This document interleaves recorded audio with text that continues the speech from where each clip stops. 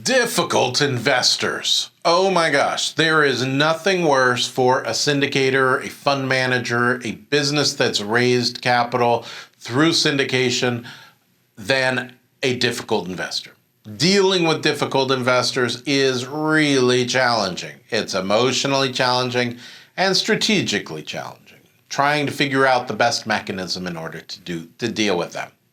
This video is a blast in the past. So about a few years ago, I had a group of people that were top of their game in the real estate field. The best developers, the best real estate professionals that there were. They came to me and wanted to get specific training on how to make the transition from being at that high level of, in real estate over into being a real estate syndicator. This is a video I put together for them to help them understand this difficult topic of dealing with difficult investors. I know you're going to find it useful.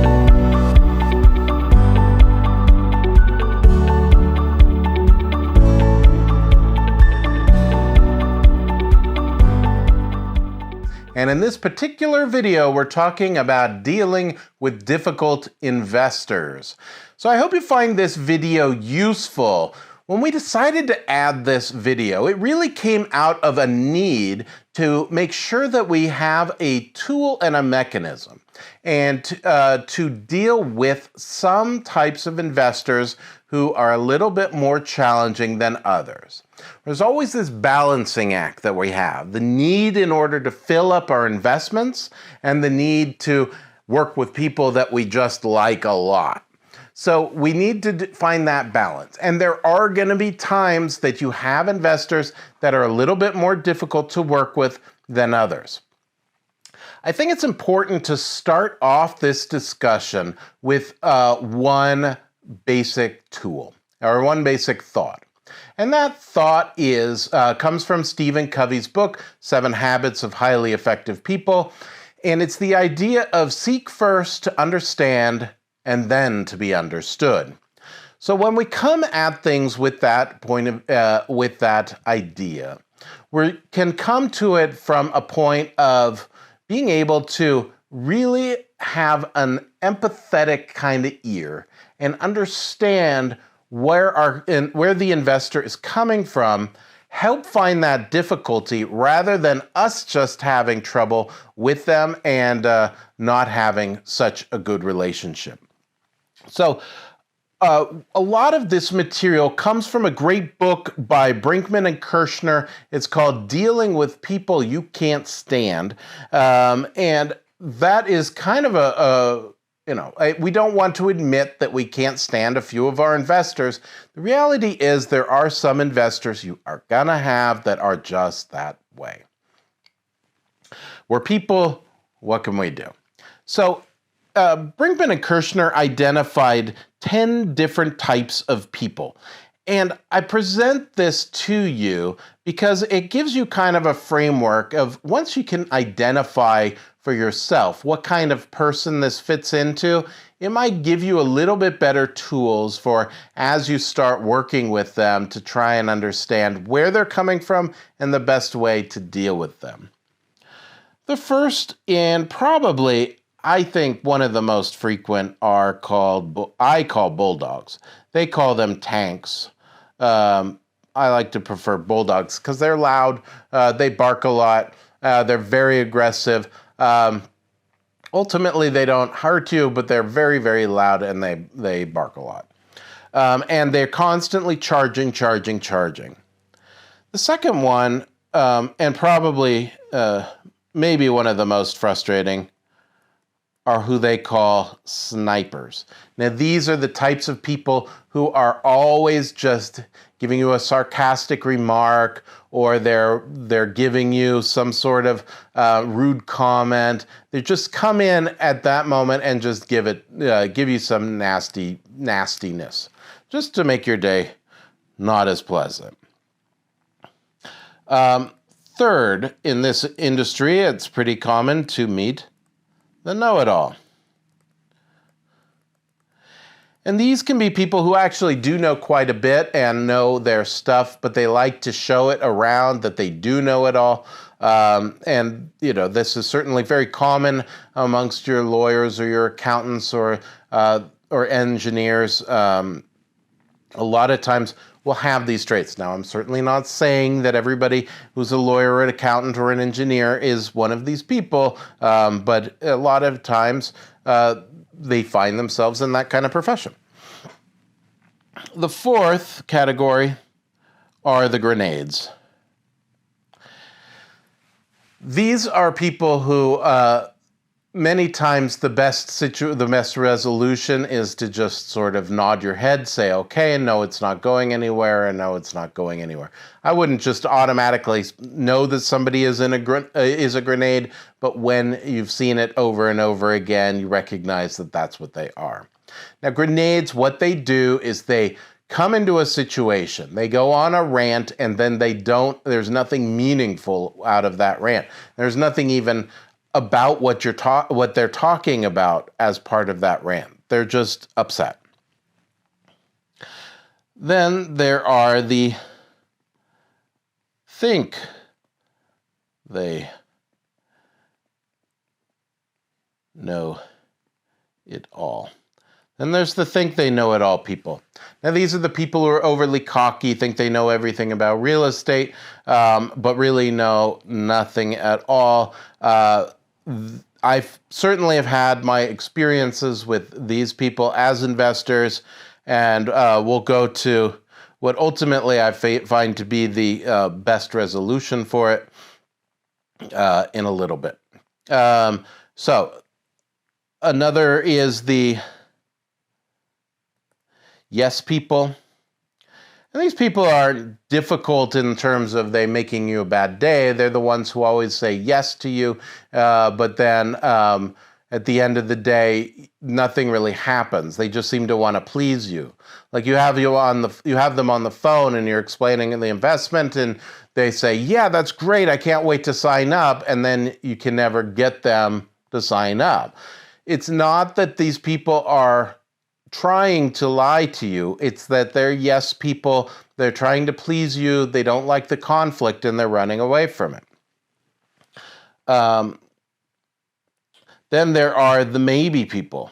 I'm sure we've all had our fair share of these people. And this isn't even that they necessarily say maybe, but it's the people who procrastinate, who always put making that decision off time and time again until maybe it will resolve itself is sort of what they're thinking. And ultimately, it waits until it gets festered into a bad situation before you can get these people to act.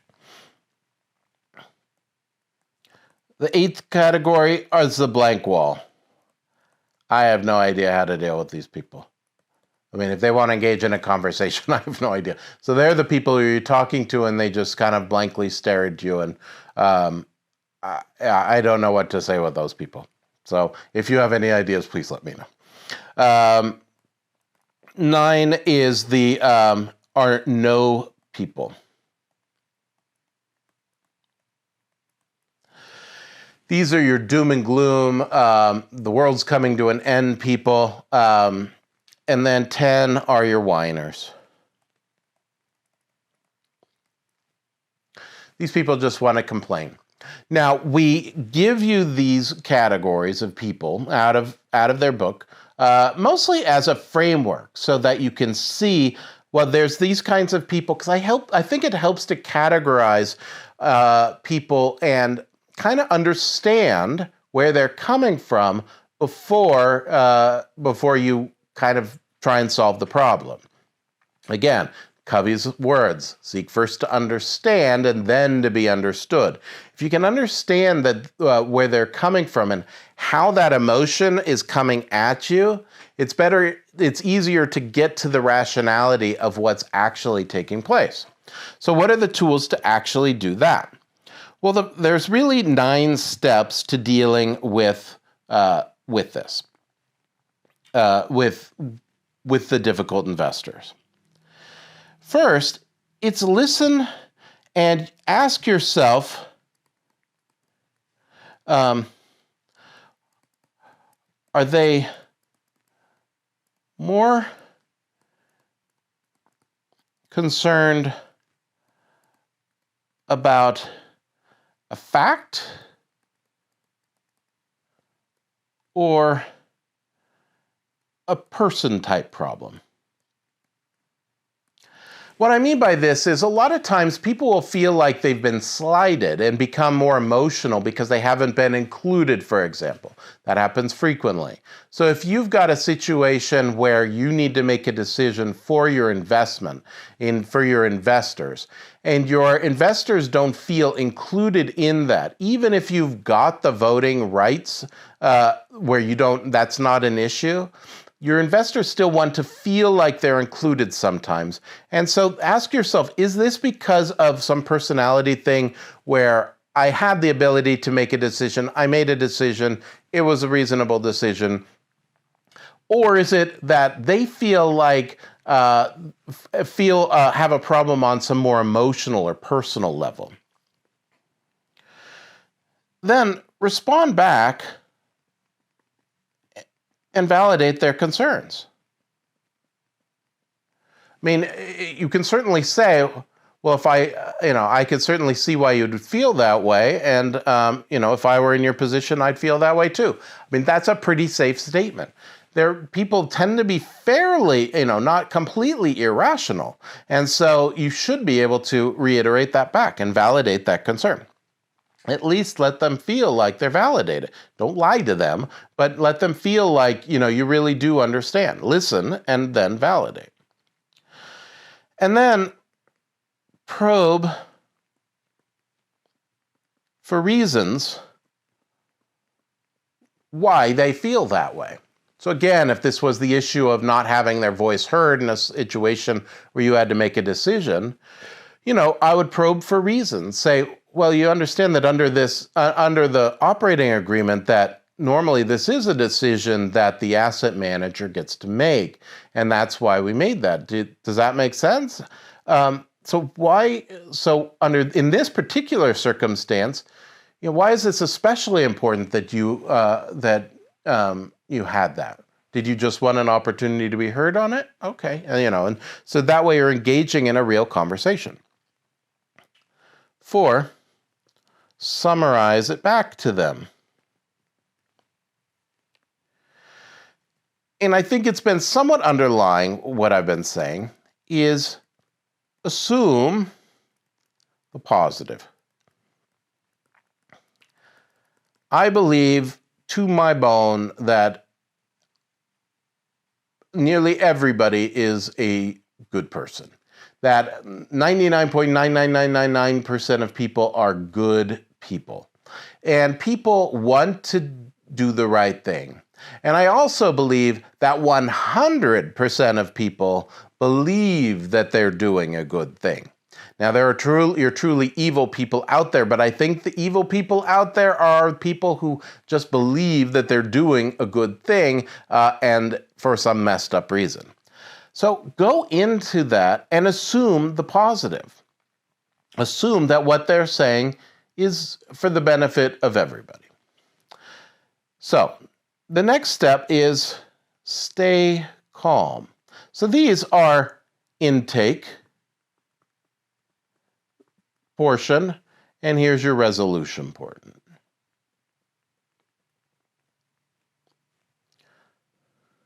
Stay calm. I really like what William Ursary says in Getting Past No, this idea of going to the balcony. There are some times when you're having a conversation with a difficult investor where you kind of need to have a little break. And so the idea there is sometime take a real step back, take a break, everybody separates for a little while. And one way to do this typically this comes up in phone calls, is to say, you've brought up some really interesting things here. Let me do some research on a couple of issues that I have, and then can I call you back in an hour? That way you now get to go to the balcony, you get to take a break, and you can really evaluate and level your emotions as well. Number 7. Now, state your positive intent. You are trying to do the best thing possible for your investors. If you're in this program and you're watching this video, you've already committed that you are a morally good person and that you are the kind of person that wants to make your investors money, and you know that the more money you make your investors, ultimately the much, much more money you're going to make yourself. So make it clear that you have that positive intention. This is an investor. This is somebody who trusted you with their money and somebody who you want to make money for, right? That's why you're here. That's why you are a syndicator.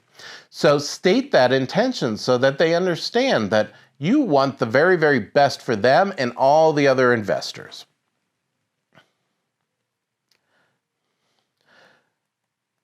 Number 8, use I statements.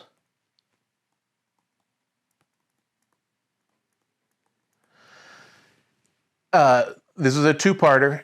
So we do I statements because it's less attacking than a you statement, because you is kind of accusatory. I statements is I feel, I know, I think, those things like that. They give a barrier and a buffer in order to not feel accusatory. And if you can, make a decision and give your basis. And if necessary, in steps number 9, repeat steps 1 to 5. And you may need to come back to your 6 through 9 again, but most of the time it should be able to be resolved by then. Now, I alluded to these people who are the think they know it alls and what sometimes the best solution is. And know that this is in your back pocket. And it may not be always in your back pocket, but it's always an option. You just may have to figure out how you could make it happen. And they obviously would have to agree. Sometimes, I'm going to write it down because it's important.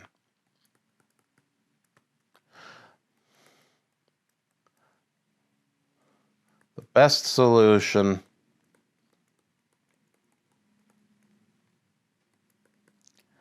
is to buy them out. You may have to make a decision that it would be much easier, your life would be much easier, the investment would run smoother, your business would run smoother if you could just buy them out. If you're telling them yourself that I wish this person would just go away forever and I'd never hear from them again, the solution may be trying to see if you could find a way to resolve this with them to buy them out.